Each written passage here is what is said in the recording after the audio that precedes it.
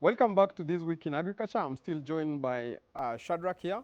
We're still having our conversation on matters agriculture. Shadrack, let's look at the next topic for discussion. Livestock farmers are protesting against a proposed national legislation to register their domesticated animals. In the proposal, farmers are also required to register the number of beehives in their farms. It calls on the producers and traders in the sector to obtain valid registration documents from relevant agencies.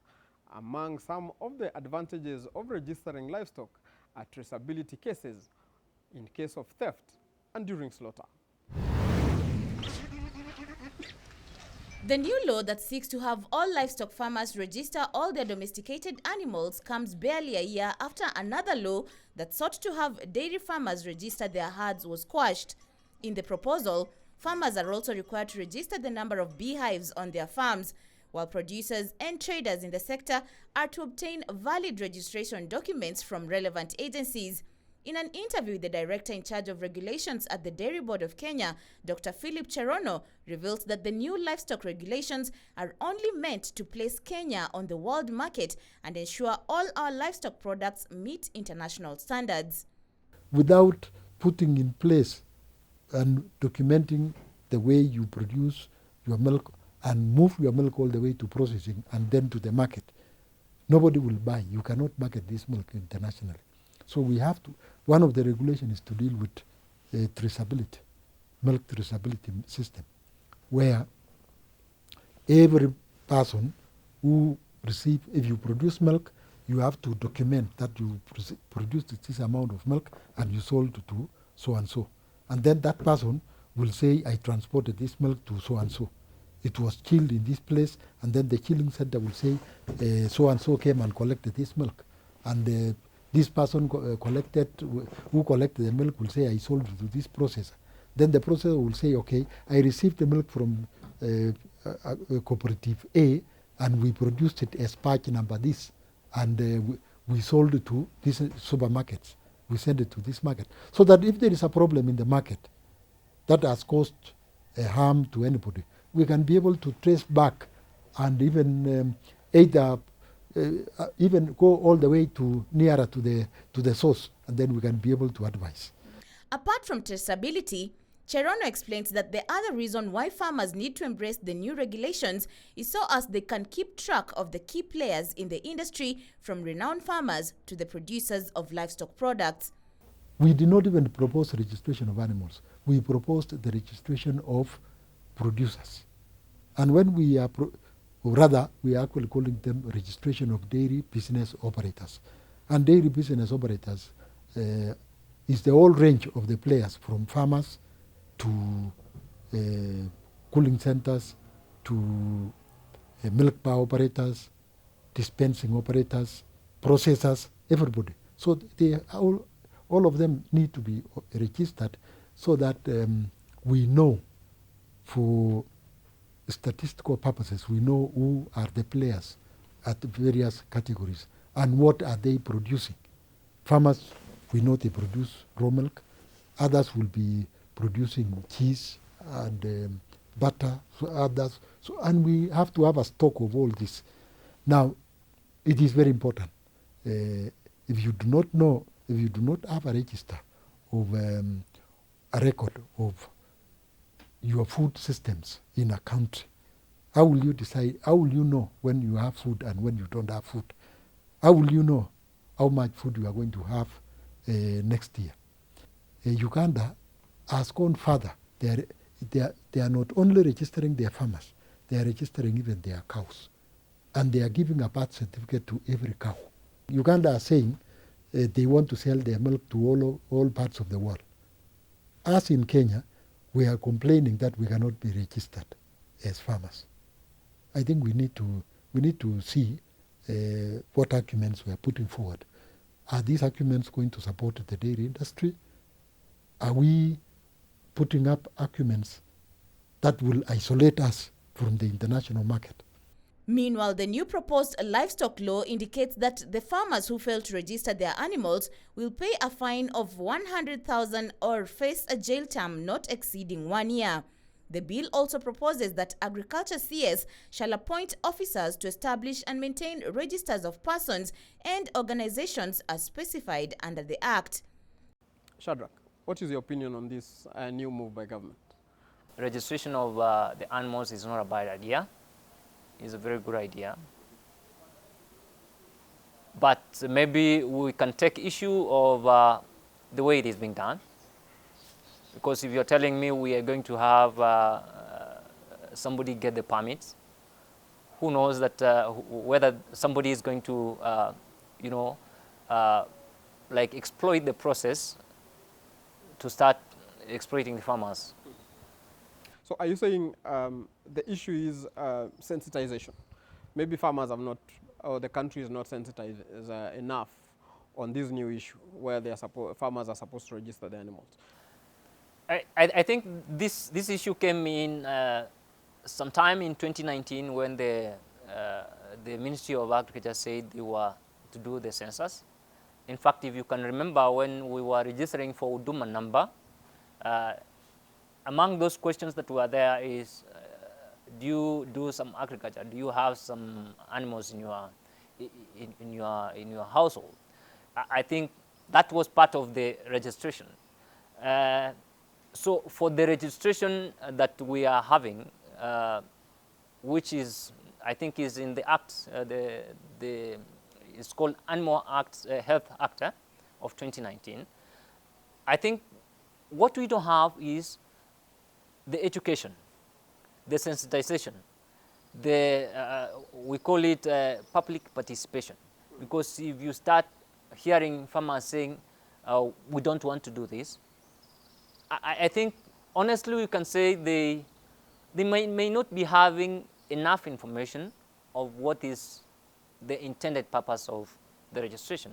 But for me, I think that's a good is a good thing to happen, because it is going to help in terms of, we are getting into the fourth industrial revolution, whereby we are going to have the Internet of Things, where we are going to have all the things that we have digitized.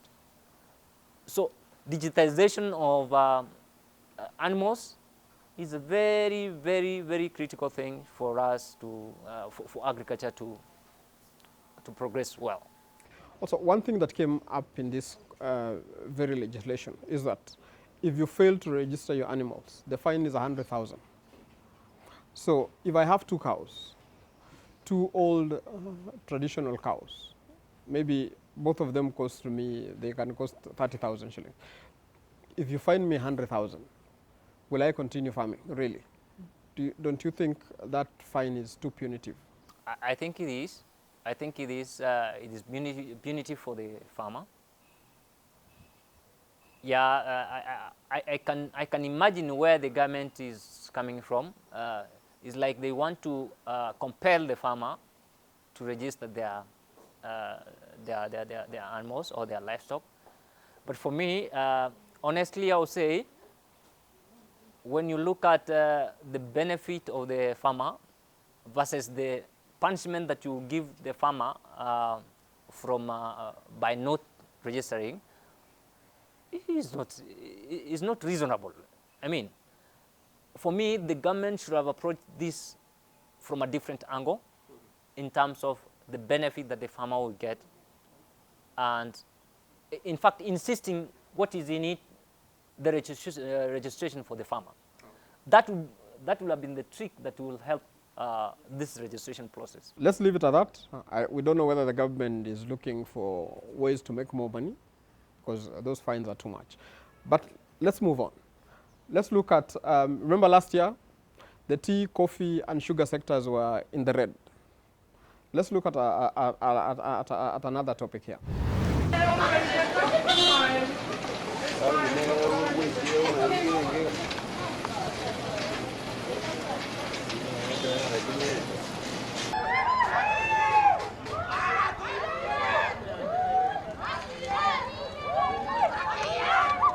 Wale wanasimamia zizi watu wajibu haya mambo tunauliza. Hii chai tangu zamani ilikuwa mingi, tulipewa pesa mingi. Sasa inaenda wapi? Majani chai hapo zamani awali ilikuwa inalipwa mzuri sana. Sasa hawa materekta wetu wako wingi kwa factory. Sasa sisi nataka hawa materekta waongolewe, wapaki materekta mmoja kwa Kenya mzima. Kila factory ibaki na materekta mmoja. Sasa sisi tunaumia, mkulima wa chini anaumia. Na brokers wako wingi kutoka kwa factory mpaka Mombasa. Majani chai yetu pia sisi ni green kama ile majani chai ingine. Lipa sisi pesa ambayo inastahili. Kama hamtaki, msikuje hapa South Mugirango, msiende kule Bobasi, msiende Bomachoge na msiende Nyaribari. Tutawafukuza nyinyi watu wa KTDA. Tunawaambia ukweli. Tunawafukuza. Because hamwezi exploit our people and you cannot take advantage of our farmers. We are not children of a lesser God. Hata sisi ni watu ambao tumezaliwa na tuko Kenya hii na tunasupport Uhuru Kenyatta na tunasupport Deputy President. Hata sisi ni wa Kenya. Wacha kutumistreet. As you all know, Mount Kenya region, we depend on coffee and tea.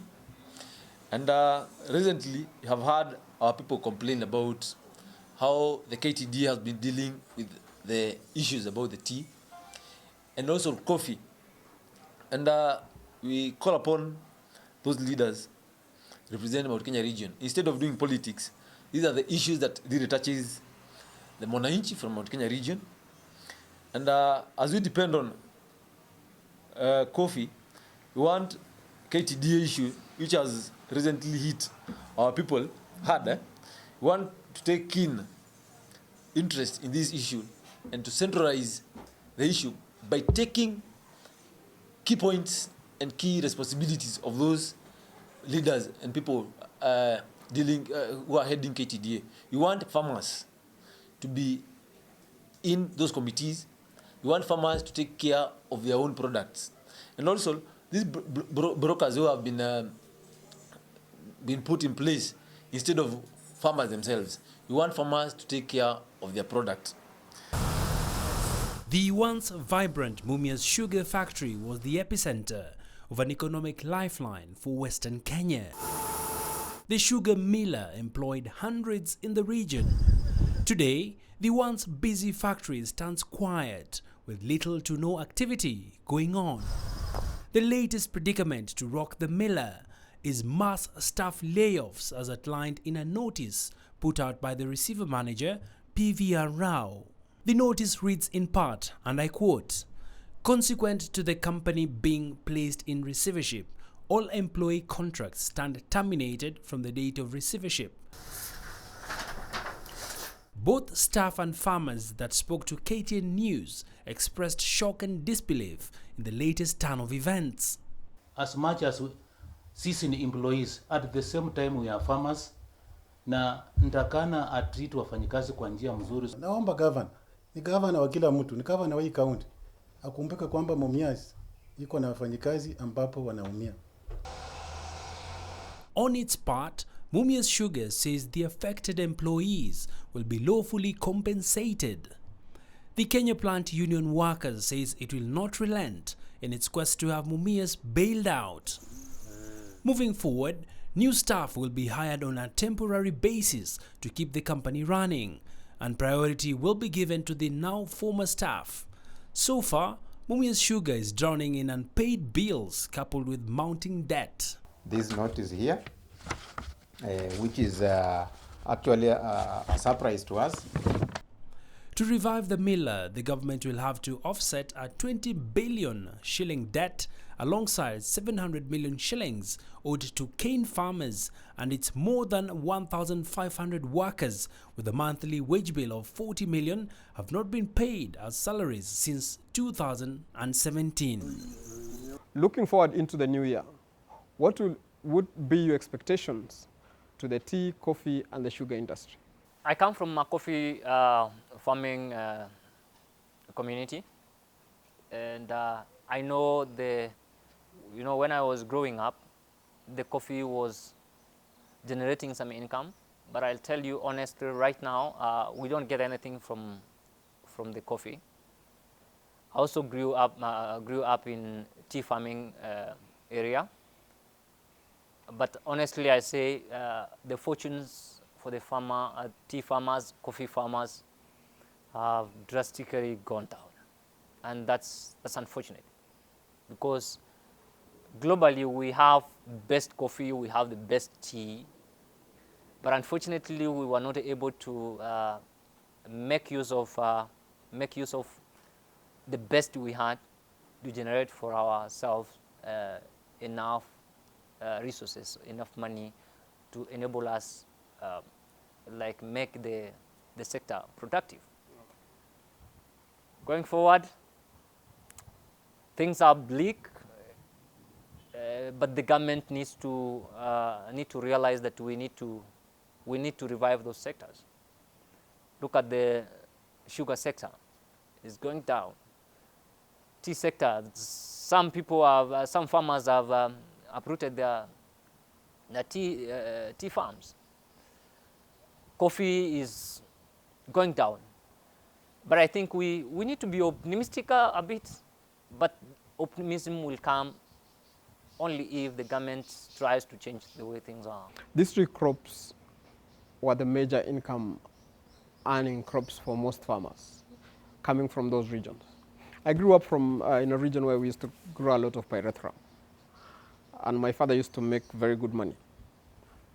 Pyrethrum, we don't even talk about it these days.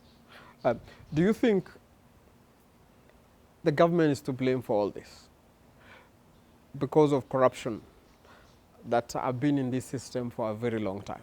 If we look at the history of the failure of the agriculture sector, goes back to the 1980s when we had the structural adjustment programs, the programs that we call it the Washington Consensus that liberalized the market, that got the we used to call them the officers who used to go to the field and help the farmers know what to plant, what not to plant. All those were taken out because the market was liberalized. I think that's where the rain started beating us. Then secondly, we come to the question of industrialization of the agriculture sector. Anywhere in the world, look at the US, look at the developed countries, the agriculture was industrialized. And if we have to prosper in terms of these sectors, the coffee sector, the tea sector, and pyrethrum sector, the sugar sector, we can't move away from industrialization and jump to the other process of service industry. Then we think we are going to manage. We can't. Let me just interject there. Yes. Remember, we had industries like Kikomi, we had Rivertex that was revived the other day, but yes, we don't know even if it has enough raw materials to keep it running. So at the beginning, we had started in a good footing. Yes. But what happened? What happened that we lost all this? I think that's where I was to come to. Between the industrialization and liberalization, in between, what went wrong is now the government was not the arbiter, the link between those two, but individuals were. And corruption came in, and I think it is the corruption that put in the last nail in the coffin of these sectors. Because number one, if we were to talk of corruption in the tea sector, we had last year how farmers were crying of their bonuses. They were getting 14 shillings. They were getting very few shillings as bonus of their tea. Why? Because there were loans that were taken, and those loans didn't do what they were supposed to do. They went into some people's pocket, and then they lost. I'll still want to go back to the issue of liberalization. I think developed countries use that to hoodwink us until we lost what we already had. Remember, for example, when we liberalized, the West and the European countries used that liberalization for us to import mitumba. And mitumba was a very big contributor. For example, the other day, the Rwandan government said they are not going to allow mitumbas into their country. What happened? The US threatened to put sanctions because they are members of AGOA. And Rwandese government put its foot on the ground and said, we will not, even if you give us threats, we are not going to allow that, because they want to grow their small industries and cottages. But if you look at Kenya, nobody is even fighting for the farmers. So I feel the government doesn't care at all. Because if they cared, they would have done what the Rwandese is doing. So for Kenya, the panacea to agriculture development, I would say, rise with the counties. You know, the county is the basic unit where the farmers could access. You know, we are saying we need to send more resources to the counties. And I'll confess, devolution was the best thing that ever happened to this country. Because it is devolution that is going to help in terms of industrialization of the agriculture sector. And when we talk about liberalization, it is a good thing. By the way, it is a good thing.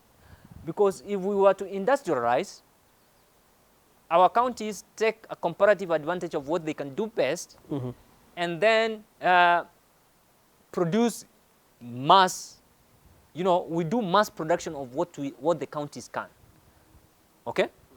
And then we are allowed to sell this to the other worlds, okay? The other countries. That alone is a good thing.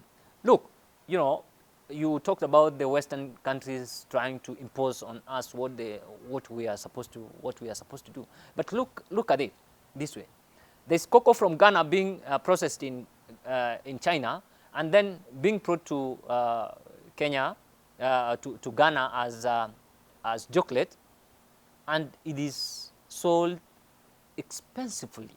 Okay, what if Ghana took their cocoa and then made the chocolate in there and then sold it? Okay, look at Kenya. We sell tea that is not processed. We sell coffee that is not processed. What if we process, you know, go to Nyeri and say we are going to put a factory here and we are going to produce first-class coffee and we sell it to the UK, okay? That will fetch more money, okay? It is liberalization, okay? So as we look forward, we need to combine all the issues and look at them holistically and take what we can do best and do them. Produce what you can produce best, and then process it, package it, sell it at more money than, you know, than selling the raw materials or the raw food. Thank you very much, Shadrack. I think we'll end there for today. I'm sure our viewers have really benefited from the insights that we have, and I'm sure we'll see you again. We'll invite you again for another conversation.